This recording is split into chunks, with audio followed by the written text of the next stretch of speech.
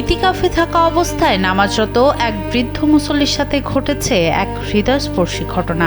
মাহে রমজানের শেষ দশকে আল্লাহর নৈকট্য লাভের আশায় ইবাদতে মগ্ন থাকা অবস্থায় মহান আল্লাহর সান্নিধ্যেই চলে গেলেন ৮০ বছর বয়সী এই ধর্মপ্রাণ মানুষটি। হৃদয়স্পর্শী এই ঘটনাটি ঘটেছে কুমিল্লার বুড়িচং উপজেলার পীরযাত্রাপুর ইউনিয়নের সাদকপুর কেন্দ্রীয় জামে মসজিদে। বৃহস্পতিবার রাতে এশার নামাজের ২ রাকাত সুন্নত শেষ করেই হঠাৎ অসুস্থ হয়ে পড়েন ৮০ বছর বয়সী হারুনুর রশিদ। মসজিদের ভেতরেই শেষ নিঃশ্বাস ত্যাগ করেন পুলিশের এই সাবেক সদস্য।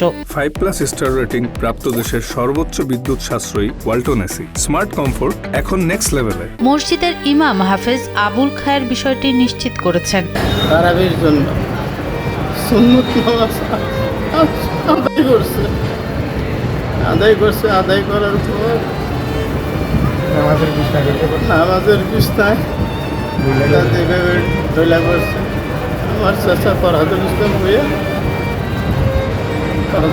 ভুইয়া এমনি ধরছে। আমরা দুধ মুরব্বী মানুষ ধরতাম পারি না, তারপরে ওরা ধরছে পানি টানি মসজিদের ভিতরে পানি টানি মুড়ে দিচ্ছে, কিন্তু পারছেও না, পারছে কিনা সঠিক জানি। দীর্ঘ কর্মজীবন শেষে নিভৃতে ইবাদত করতে তিনি মসজিদে অবস্থান নিয়েছিলেন। তার এই আকস্মিক প্রয়াণে পুরো এলাকায় শোকের ছায়া নেমে এসেছে। সনম সিদ্দিকী, কালবেলা।